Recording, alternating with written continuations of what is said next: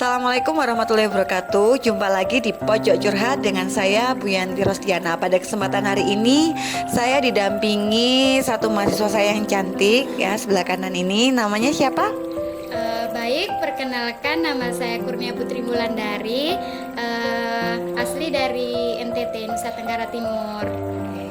Jauh ya di NTT ya. Jauh-jauh. Kenapa sih kok milih kuliah jauh dari NTT?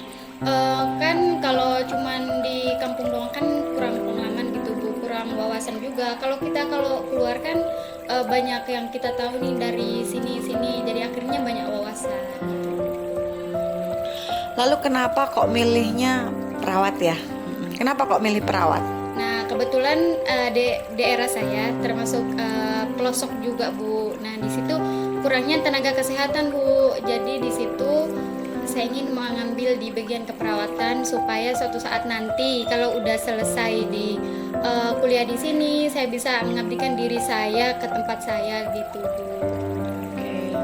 Capek ya kuliah keperawatannya? Dibilang capek, pasti capek, Bu. Tapi kan namanya juga kita menimba ilmu, pasti harus harus bisa. Ada nggak sih keluh kesah ketika kuliah ya, apalagi di bidang keperawatan jauh dengan orang tua ya? Ada nggak sih keluh kesahnya kayak gitu? Banyak sekali, Bu. Kalau keluh kesah saya termasuk dari saya sendiri itu ya kuliahnya kalau di bidang keperawatan ya capek, Bu, banyak tugasnya, banyak prakteknya. Nah, terus kalau pulang di kos gitu, Bu, nggak ada keluarga juga, belum juga masak, jadi capeknya di situ, Bu, double gitu. Dobelnya di mana? Dobelnya kan cuma kuliah sambil istirahat aja mungkin ya di rumah. Ya, kalau kan kuliah nih, pulang kuliah kan pasti udah sore, belum lapar, belum masak, jadi kan harus kerja dulu, masak dulu, nyuci dulu, jadi akhirnya capek banget, akhirnya kayak gitu aja sih capeknya. Oke, ada masalah nggak di bidang sama bidang pendidikannya, Kurnia?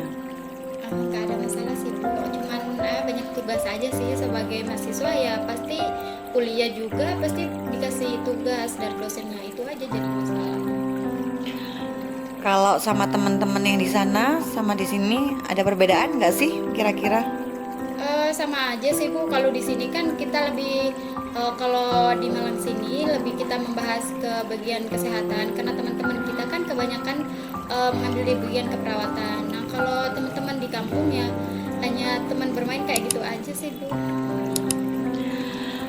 Sekarang ini kan marak terjadi seseorang yang bunuh diri ya, baru kemarin kayaknya bunuh diri yang ada di kasus Kota Malang ini ya. Oke. Pandangannya Curnya gimana sih dengan fenomena yang terjadi seperti itu?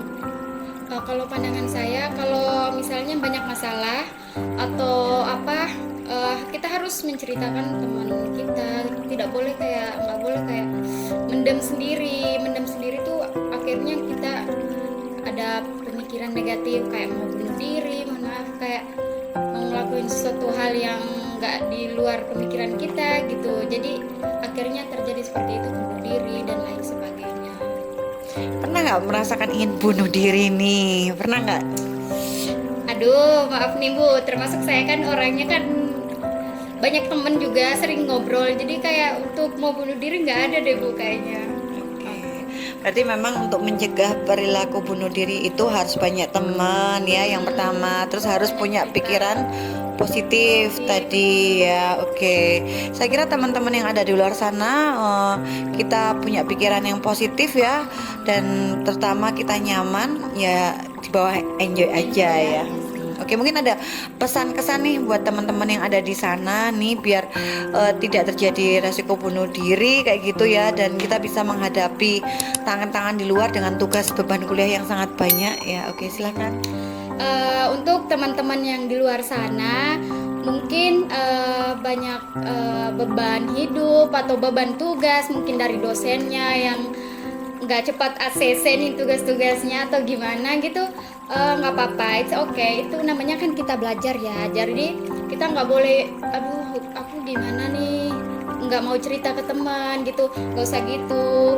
Jadi kita tuh membaur sama teman, cerita pengalaman kita, pasti teman-teman dekat kita itu memberikan kita dorongan atau motivasi. Nah, itu juga memberikan dukungan tersendiri buat kita gitu. Jadi teman-teman di luar sana jangan merasa sendiri.